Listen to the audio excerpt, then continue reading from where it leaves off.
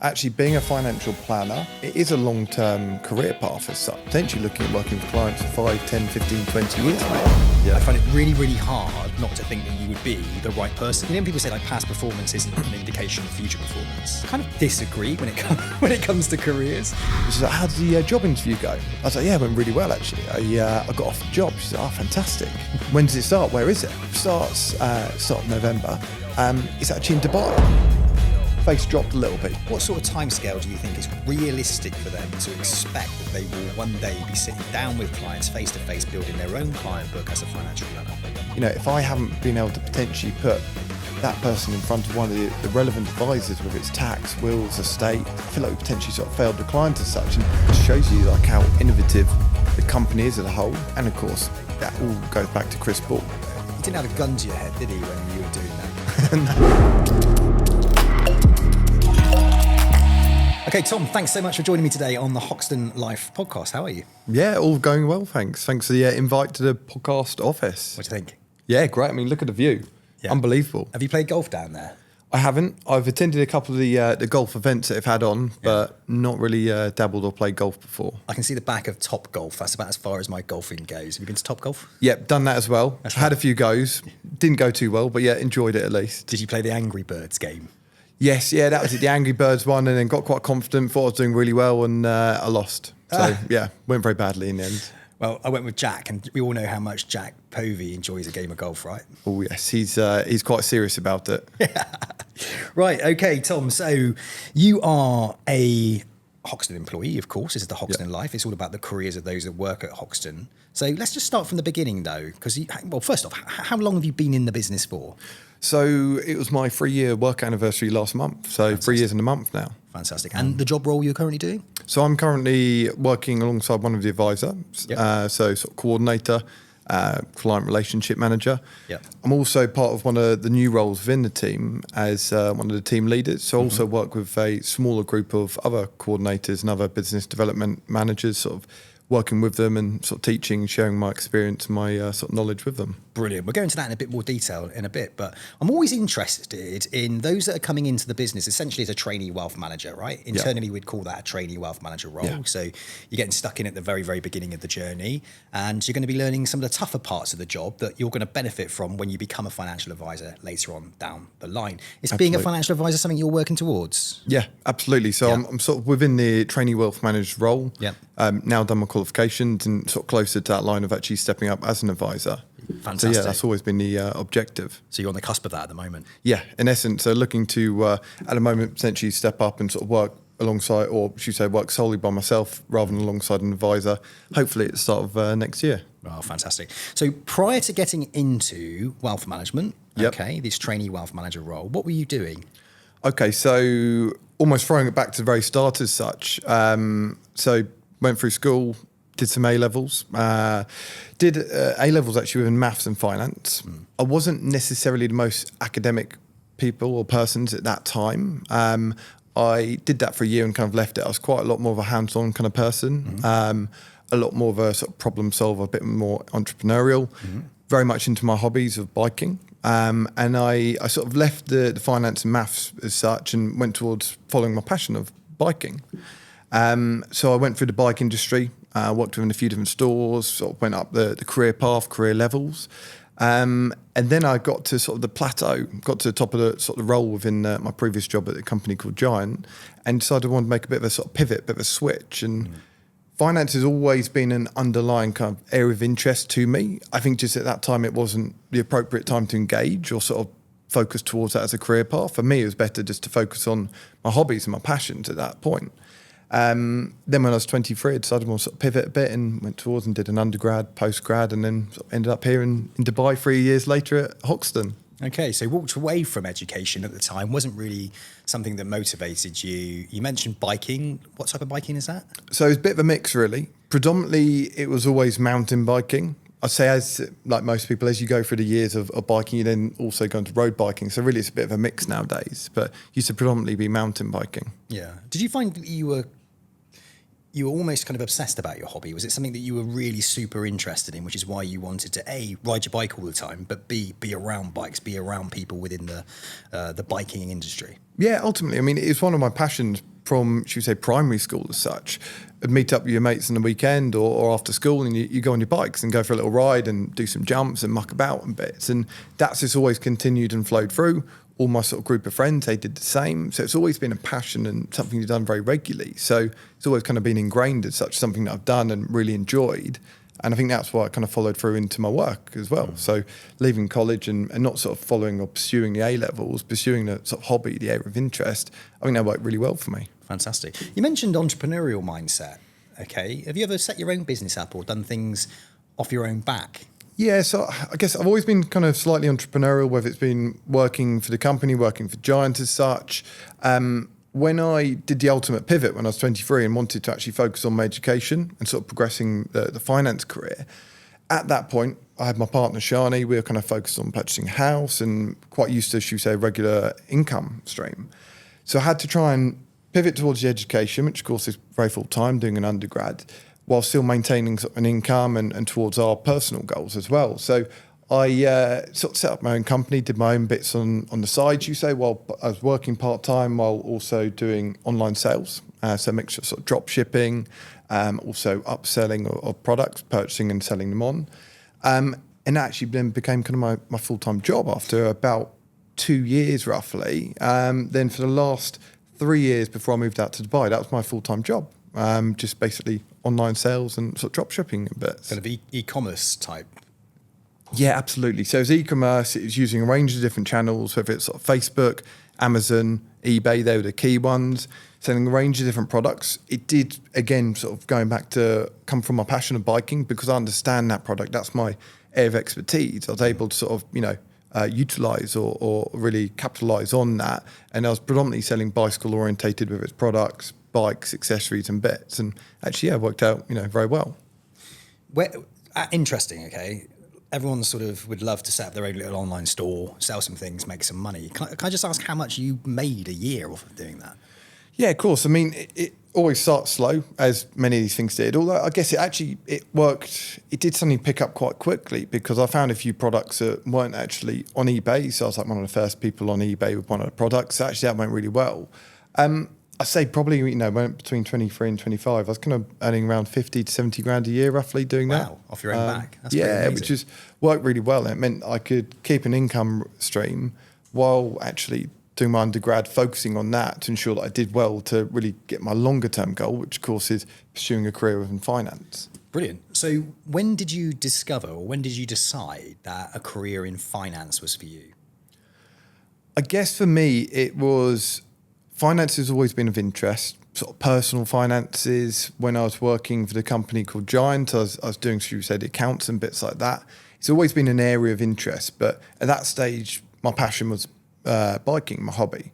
When I kind of plateaued within the career, because I jumped up the roles and I was ultimately then managing one of the stores, I personally have a bit of an ambition, try and push myself further, and I was quite limited at that stage. So then sort of had a look and almost reviewed where I'm at now and what would the options be. And actually it was developing myself of doing the undergrad, and for me at that point, it was financial advisory. Yeah, that was very interesting. Kind of was slowly looking into that while going through the undergrad and postgrad courses.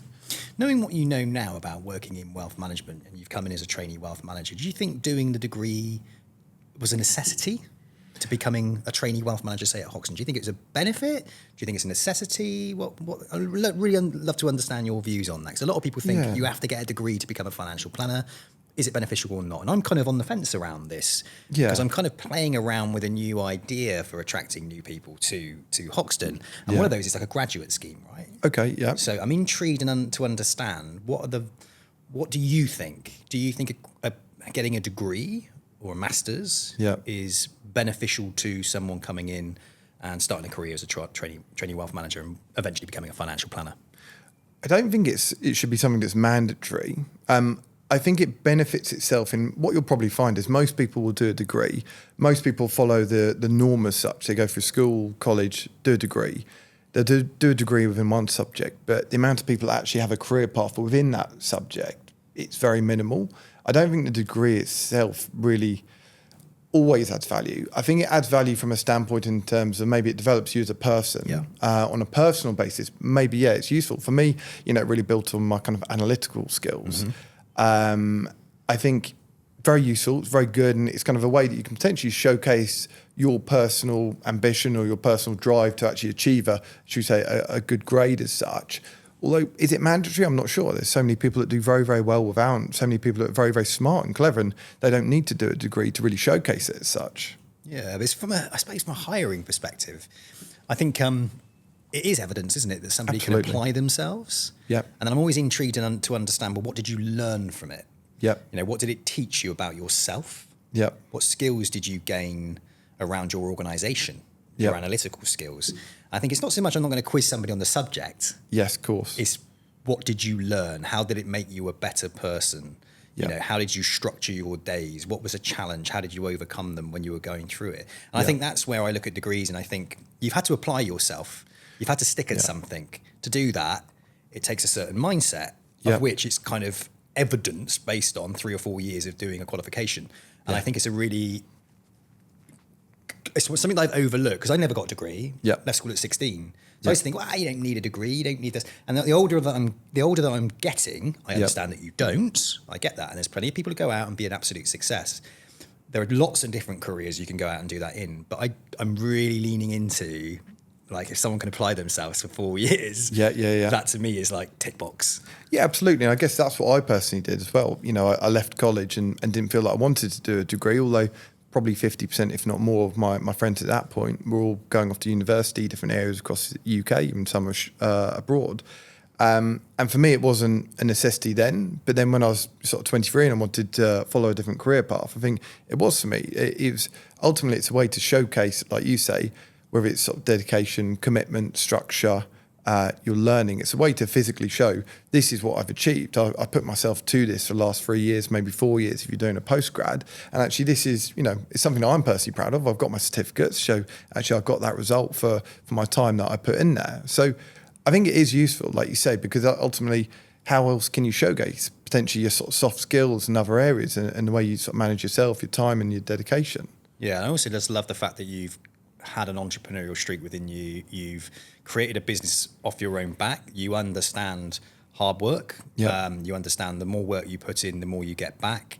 You've been responsible for that business, your own finances around it whilst doing a degree. And also buying a house during that period and maintaining a home for you and your partner with an aspiration and a vision also to want to start another career. And I think when I look at all those things wrapped up, to me, it makes me go, wow, like if you walked through and I was asking you those questions and you came in with that evidence to show me that that's what you've done, I find it really, really hard not to think that you would be the right person. You know, because it's like, I think, you know, when people say like past performance isn't an indication of future performance. I kind of disagree when it comes to careers. It's like, everyone says that though, don't they? Past performance isn't an indication of future performance. I mean, within finance, of course, that's one of the key things everyone says. But I think when you look at a person on an individual basis, of course it is.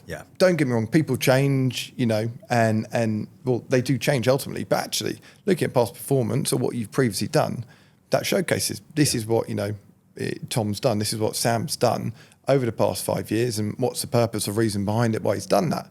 Is it to better himself? Was he forced into it? Has he done it off his own back? So it's, you know, shows sort of proactivity and proactiveness. Yeah, we want also people, when someone's coming into like a trainee wealth manager role, and we'll get into your kind of journey really, because you've gone through it now. You're now approaching becoming a financial planner, and you've gone through all the stages. You've seen the business, you've developed with the business, you've done all the different types of roles within the position that you're in, right? Yeah, absolutely. But I think it's about like making sure that we attract the right people to come into that system, if you like, or that process. What I would class as almost like an apprenticeship, right? It is a training program. You go off and be an accountant, you go off and be a solicitor. You're not going to be a solicitor just because you've got your qualifications. You're not going to be an accountant just because you've got your qualifications. You go through like a scheme, you go through a process, you go through a pathway to becoming. Ultimately, at the end of that, you might become a partner, but that'll be a bit later on, right? You need the experience. I think that's fundamentally, that's the key part. 100%. And what we want is that kind of person that comes in that isn't kind of looking for that, well, I've got the qualifications, therefore I'm a financial planner, or that I really, really want to be an advisor. Yes, we know you want to be an advisor, but take your time because you're going to have to learn the process of what's involved to be a success when you finally become a financial planner, right? Yeah. That's really, really key. Let's just explore that a little bit. Yep. So you are now a team leader within the trainee wealth management team. So within that team, there are people who are doing business development. They're phoning through leads. We do some insane marketing. We get great leads in. We're looking for referrals all the time. You have to have a certain type of mentality in that role because there is a work hard ethic in there without a shadow of a doubt. And there should be, because you have to turn over a few stones, kiss a few frogs to be able to find the right prospects. Yeah, of course. Yeah.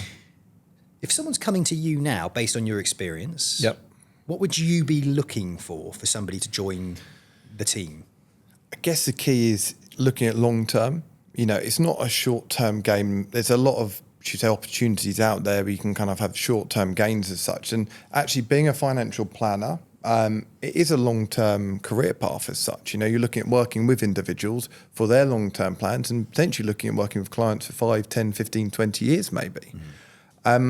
Within the role, I mean, I think fundamentally, as you highlight, the key thing is it's starting from the bottom and understanding the basics. You know, people may have the level 4 qualification, which you need within the UK, but it's having the experience of speaking to someone on the phone, understanding what was their inquiry, what did they want to look at, what are they concerned about, and actually, you need to be able to learn how to speak with people and how to unravel their story and their information and really find out and ask the right words to fully understand their picture. And if you're not able to do that, then I think you're not going to do very well as a financial advisor, because really you're looking at holistic advice. Although people come in and they say, I want to look at maybe my pension, without asking the key sort of probing questions, there may be something that's a lot more prominent that you should be focusing on. Is it, you know, life insurance, their wills? Is there any other concerns? But what would you be looking for? It's someone that's got a longer term goal, who's proactive, who's keen to learn and understand and get stuck in and actually work hard as such. I think that's probably it really for me. It's just really that hard work and sort of go get it attitude. And do you get it in year one? Does it just happen?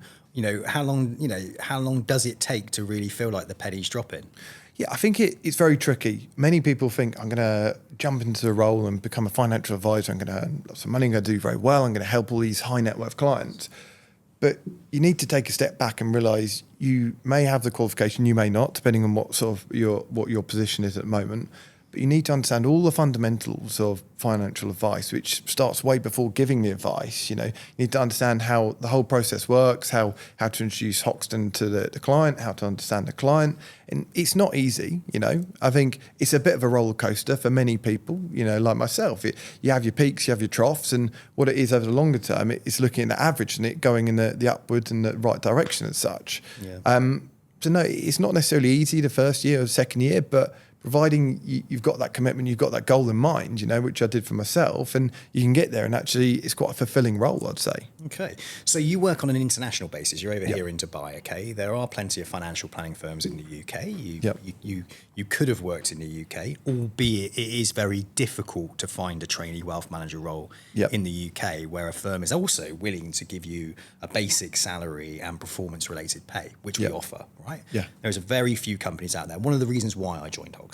Yeah. All the work that I've been doing on the Financial Planner Life, I've got my own academy where we train people. For me, it was hugely important that I worked for a firm that was looking at the next generation of people that want to be advisors. And for me, where the average age, I think, in our business is roughly, I think it's about 30 or something like that. Yeah. It's ridiculous. So we are a young business, we are a growing business, and we do have a pathway program where we can take people from start all the way through their career journey to even exiting the business as a financial advisor if they wanted to leave and actually sell their book of clients within the business. It's phenomenal.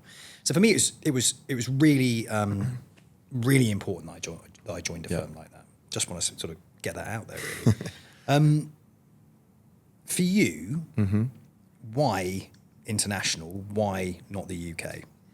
Very good question. I guess for me at the time, I mean, almost to how I got the job as such. So I finished my postgrad degree. I was then doing my sort of online sales business. It was the peak of COVID, in fact. Now I was there, and once I'd finally done that, we've been doing it for a year. I thought, right, let's now really utilise my degree, and I want to have a look at the options. So I was having a look around, doing a bit of research about financial advisory practices, having a look at the options from, as you say, in London, locally, abroad. Hoxton came up a couple of times on some of the searches. So clearly the marketing team do very well. Now, it was something which hadn't ever necessarily crossed my mind about actually moving abroad. It's quite a funny story, really. So I was applying for a few jobs or having a look at job applications. I then went round and was having a look on LinkedIn and actually finding a few advisors, found a few advisors at Hoxton, messaged one on LinkedIn, said, look, this is my current circumstances. I'm looking for a job role, sort of junior role. Is there anything available? He messaged back, said, actually, look, yep, there's a potential role here. It'd be good to set up a call and just have a chat. Had a chat with the advisor. That went well. We set up a few more. And he said at the end of it, after I think the third or fourth chat, he's like, you know what? There's a job available here for you. So here's a job offer. I got that from HR.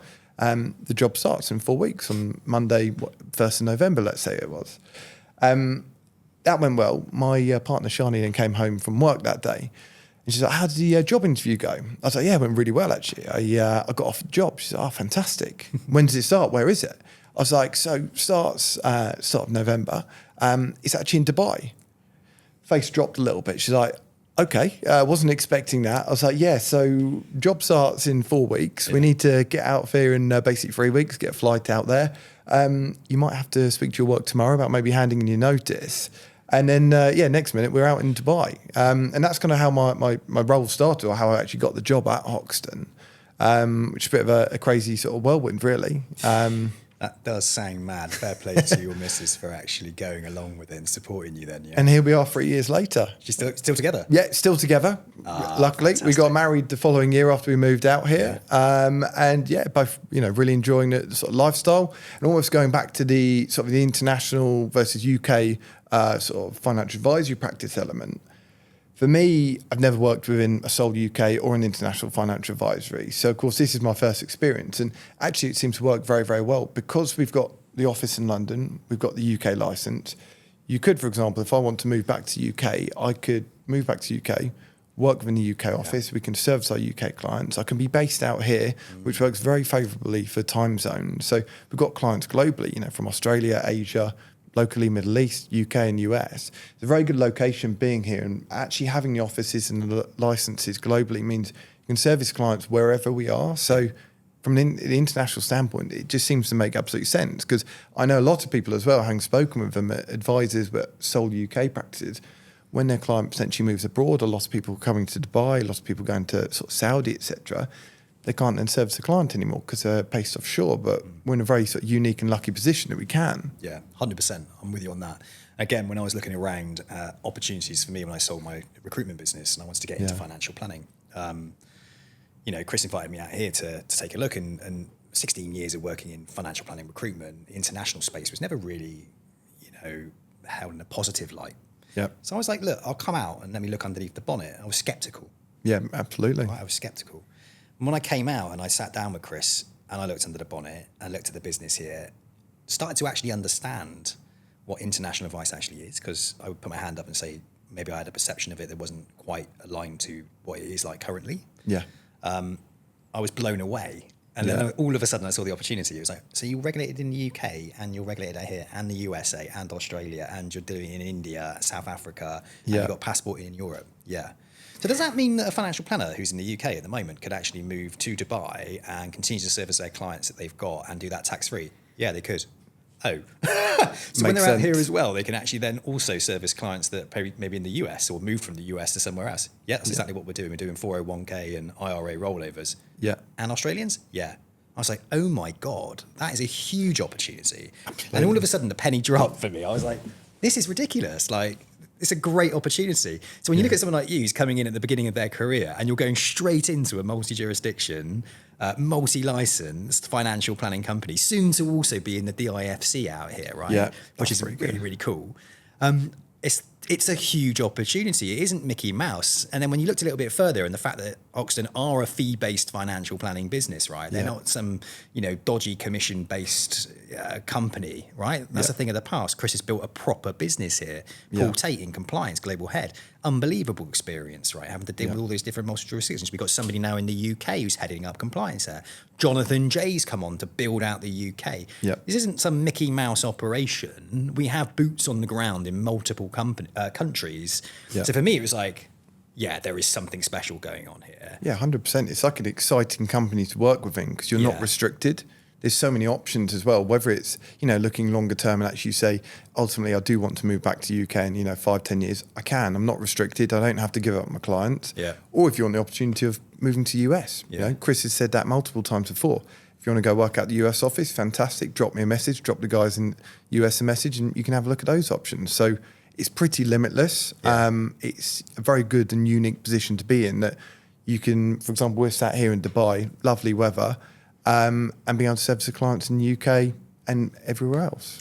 Realistic expectations. Let's set some, okay? So somebody's thinking about becoming a financial planner for Hoxton. They've got no experience, so they joined on the trainee wealth manager pathway, a bit like yourself. What sort of timescale do you think is realistic for them to expect that they will one day be sitting down with clients face-to-face, building their own client book as a financial planner? Yeah. So I think a lot of people have expectations that they want to be giving advice as soon as possible. I think what you find when you then experience working within a financial advisory practice, experience dealing with clients, giving advice or assisting with giving advice, you realise that actually I think, so for me it's coming up to, just over the 3-year mark. I think that's a really good kind of timescale as such, because what that means is, the first year odd for me, it's just learning. It's learning all the groundwork basics from sort of admin related elements to how to speak with clients, how to follow up, how to utilise the systems to ensure that you're compliant and follow up. It's then actually broadening your knowledge in that second year and really developing out and understanding these are all the services we offer and actually understanding the elements for the different jurisdictions. So I've got a really good understanding of the UAE and the UK. Let's say by the end of year 1, year 2, you can expand and understand that the US 401ks, it's a massive thing for clients. So I think 3 years for me is a very good kind of time scale as such. It gives you that time, like we said earlier, lots of other professional industries and practices. You don't just jump into becoming a lawyer. You'll do 3 years, 4 years, 5 years of experience to gain the foundations and the fundamental knowledge to be able to advise in that area. So I think for me, 3 years is kind of the key sweet spot as such. Where you should start thinking about the fact that now's the time to make that transition. I'm definitely inclined to agree with you there. I think there's a lot of work that needs to be done and a lot of good positive habits that need to be built to be a success. Look, making multiple telephone calls a day, phoning people up who have inquired about business with us is nice and warm, okay? But lots of people click on leads and sometimes they, don't expect a call back, right? Yep. It's challenging. You've got to pick the phone up, you get the phone, maybe you get the phone put down on you, or you can't connect with everybody. It's a tough old job. It's like knocking on 100 doors to, 100%. To get 5 people that say yes, right? Yep. But what does that do to you? What does that do for you in your early stage of your career? Do you see it as a benefit? Do you see it as a negative, positive? Talk to me about that. I think it's all part of the learning curve as such. What I'd say many people, when they first start within the company, myself included, let's say someone in Australia made an inquiry about a UK pension. You give them a call and actually they say, look, I'm not interested, don't want to talk. You understand actually it's all about catching people at the right time. It's also about probing as well and asking the right questions because they fundamentally have made that inquiry. It was a concern for them at some point. And actually, I feel like I've done, let's say, someone a disservice if I haven't actually got to the bottom of it and potentially scheduled a conversation with one of the relevant advisors. Because at that point, they were concerned about, let's say, the UK pension. I can have a chat with them and it's really asking, like I said earlier, just slightly more holistically, asking all the additional probing questions, whether it's, of course, we had the budget this week. Are they aware of that? Are they aware of the impact? And identifying, is that their key priority, that UK pension, or actually are there other areas they should be looking at? And that's us doing, I think, a good job as a company. And I feel like, if I haven't been able to potentially put that person in front of one of the relevant advisors, whether it's tax, wills, estates, just holistic finance, and I feel like we potentially sort of failed the client as such. And it is tough because it's part of the learning. It's understanding what we offer as a company. It's understanding the services. It's understanding the areas of concerns for people. So it's very, very tricky at the start because you're in that learning stage still. So you will have a lot of people actually maybe putting the phone down, saying, look, I'm not interested. And you feel like you're almost hitting a brick wall. But again, that's then maybe a motivation for you to learn a bit more, speak with one of the advisors in the office, speak with one of the more senior guys in the office and understand how did they find the early stages? What can you do to improve X, Y, and Z, improve the calls? And actually maybe what can you do to identify what the areas they need help with? What about your qualifications? You've been running that alongside your job role. Yeah, so I guess for me, I started, like I mentioned, by messaging one of the guys on LinkedIn, came out here to Dubai. We did quite a lot of training actually with that advisor and actually the broader team with all the different areas, whether it's marketing, tax, etc. For me, it's just working, getting that grips with what you do on a day-to-day basis. Did that for around 12 months there. After probably the 12 to 18 month mark, I was quite keen to now pursue, right, let's get the key qualifications under wraps. That's the level 4. So I then started basically revising towards those, did the 3 exams. I think that took around sort of 9 months altogether. That was sort of something I did off my own back as such in the evenings during the weekends. And that was kind of my goal again. It was to sort of set a goal of something. As you say, it's a hard job initially, but when you've got these goals to work towards, because I know ultimately I need these qualifications and become an advisor, it does motivate you. And yeah, I'd say probably after the 18-month mark, roughly, I was doing the exams. They took about, as I say, 9 months, and then so they were done and finished early stages this year, which is good. Congratulations!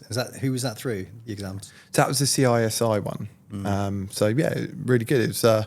It's a good course because ultimately I think doing it this way, for me, I found very good, where working, getting the first-hand experience and then doing the qualification, it meant that I got a very good baseline understanding of the UK advice that we give. Now doing the qualification, I think it made it easier because I've got that knowledge bank already. And then, of course, doing the exams, that built on that knowledge bank. And I think I found after that, I was then a lot more fired up and motivated. And I suddenly, when I was speaking to people on the phone, I was like, have you thought about these areas? And they're bits which I learned during the exams. And I think that helped me massively. A lot of the people I've spoken to, over the 200 odd people I've spoken to on my Financial Planner Life podcast, and the thousands I've spoken to over the years. Yeah. A common theme for people that become quite successful within financial planning is being exposed to client meetings. Yep. And the advice journey, instead of being a power planner sitting there and almost sitting in the dark doing the reports and the admin and never being sat in a client meeting, they never really pick up and learn on that. So with the job that you do, you are, doing one of the tough parts, which is prospecting. So you're building resilience and a mindset around having to win new clients, build those early stage relationships, disturb them enough in a positive way that's going to give them a solution to a problem that they might have or do not even know they have. So you've got to be knowledgeable in what you do and how you do it and how you approach it. So it's relationship building skills, right? And that's all great. And you're doing that on the job, day in, day out. But that next stage, which is sitting down with the client and doing the actual first meeting, second meeting, third meeting. Tell us a little bit about that. Who do you work with? What are you exposed to in that part of the journey? Yeah, cool. So for the last, I think, 18 to 24 months, I've been working with Thomas Goldie, who's one of the sort of senior managers and partners within the business. Very good opportunity. And fundamentally for me, it's been so good. It's been so useful in terms of working with a senior advisor who's got an unbelievable amount of knowledge, experience, also clients to help him with in terms of client servicing. Tommy's actually, extremely good guy in terms of he'll get me involved in meetings. He'll keep you updated. If you want to sit in on a Teams meeting, he's more than welcome or happy for you to do so. You're completely involved in the process as such. And I think that's a theme that runs throughout Hoxton, where we've got the kind of open office environment. It means, potentially I'm sat with the other coordinators, but if I've got any questions or queries, I can go over to any of the advisors, and everyone within the office is always happy to have a conversation. And if you want to sit on their meetings, providing it's appropriate to do so, they'll be happy for you to do that as well. So I think that's really, really good. And for me, a very good sort of part of Hoxton, especially the Dubai office, that everyone's sort of open and welcoming. It's not like they're kind of standoffish. They're like, if you want to sit in my meeting, feel free to. It's such a good learning experience for someone who wants to progress to that advisory role and go through the trainee wealth management role. Also, as well, they've always been adopters of like digital advice, right? We've got the app that's getting developed all the time with our 25 app developers in the business. Another reason why I joined, right? Built a homegrown system, Matrix, which is tied in with the app. We're working towards one-day client, which would be the ability for a client to actually come on board through the app and become a client within 1 day, which is magnificent. That's really, really positive, right? You're working with that type of thing, and that is not something that every financial planning company actually has. Shows you like how innovative the company is as a whole. Yeah. And of course, that all goes back to Chris Ball. You know, his goals, his objectives. You know, one of the hardest working guys I know. I often used to get into the office at 6 a.m. because I used to have quite a focus on clients based in Australia. It'd either be me or Chris first in the office. And then on the days that I do a late, because I'm, let's say, revising for my exams, maybe leave the office at 7:38. Chris is still there. He's in his office, or he's just leaving. I mean, you know, it just shows, I think, everything from Chris in terms of what the company's now doing. It's so innovative, as you say, having our own app, having the processes, the internal functions which make our day-to-day life so easy and smooth. It's, you know, it's a great company to sort of be within and involved with. He didn't have a gun to your head, did he, when you were doing that? No, he didn't, to be fair. It's all part of the role because, again, by having the offices and clients based everywhere, at that point, my focus was a lot of clients in Australia. You know, it's a very niche kind of market. We've got quite a considerable bank of clients there, and there's very specific advice to be given. So fantastic. I'll take advantage of that. And with the sort of flexibleness within Hoxton, it meant great. I could just do my shifts a bit earlier. So I'll start around 6, but finish earlier in the day. You've got some guys that come in, let's say after lunchtime, and they'll do a US shift working with the US client. So, you know, it's a good sort of, not relaxed as such, but a good flexible environment. So, yeah. Moving forward, based on your knowledge in the last 3 years, working with Tommy, internationally, have you sort of started to visualize and pick a niche or a typical type of client or a location? What does the future look like for you? Yeah, of course. I guess it's understanding maybe areas that interest you as an individual as well. So whether it's areas, location, and clients as such. I mean, for me, being based in Dubai, of course, it's a no-brainer in terms of, let's say, dealing with individuals based here in the Middle East. There's so much advice to be given. There's been so much bad advice in the past, as you mentioned before, that actually, for me, you know, my kind of aims as such is working locally, clients here. That also works favourably should I ever want to go back to the UK. Actually, is quite a small sort of time difference as such. So, you know, whether focusing on Australia would be good or not, maybe not for me now, because if I was to move back to UK, the time zones would be very tricky. But I guess to answer that, have I thought it? Yeah, I've made a bit of a business plan as such myself, and I've actually gone through that with Tommy. He's been really useful in terms of actually guiding me and directing me and helping me to identify what the areas that I'm good at. He's saying, actually, Tom, maybe you should focus on these areas because, you know, you're really good. You've got a very good knowledge bank within maybe, is it the tax planning bit? Is it tax efficiency? Is it repatriation? So yeah, for myself, I've got a bit of a target, should say, client base as such, which will be Middle East, potentially Europe as well. But I guess it always develops. It's not a static thing. It's a dynamic thing. So it's always going to be evolving and changing. And what's beautiful as well, as you just already touched on it a little bit earlier on in the podcast, is look, we are international. You can move around. Yeah. And one of the beautiful things about it, historically, what would happen, someone would come out here, make a load of money, build a load of clients, and not be able to service them when they went back to the UK. Yeah. Whereas here, if you build a client book and you have a level of recurring income, and your clients are used to being serviced over Teams or video or face-to-face or whatever way that we do it, because we've got multiple ways of doing it, then when you go back to the UK, you don't have to give clients up. You can continue servicing those clients, which is pretty damn unique. So it works in the other way. If you're in the UK, you've got clients who want to come out and live in Dubai. Maybe you want to come out here and benefit from the tax-free side of things. Maybe you want to do a Mike Yule thing and go to France and experience what it's like to work in France instead of just retire in France. How many advisors might well be in the UK thinking, I would love to work in France and experience what it's like to work in France. If anybody's listening to this right now and they want to understand what that is, check out the Hoxton Life YouTube channel, because I've just put an episode out, one where I interview Mike Yule for 45 minutes about being an advisor in France, but another 12-minute little documentary where we look behind the scenes of what it is like to work in France, and you can visually see it, and you can even meet the chickens, because he's quite famous now, isn't he? The Chicken Tuesdays or something. Chicken Tuesdays, So I got to meet the girls, the most famous chickens on LinkedIn, and we had a lot of fun there. So brilliant. Hey, look, Tom, it's an absolute pleasure to speak to you. And to thanks so much for the invite. Get an insight into you, your career, and what you really think as well makes a great trainee wealth manager. I'm loving a bit about the expectations side of things, and, you know, managing these expectations, the benefits of starting as a trainee wealth manager, the foundational perspective, but also like it's not like we're going to just get you doing that and that's all you're going to do. You're actually being exposed to so many areas of this business.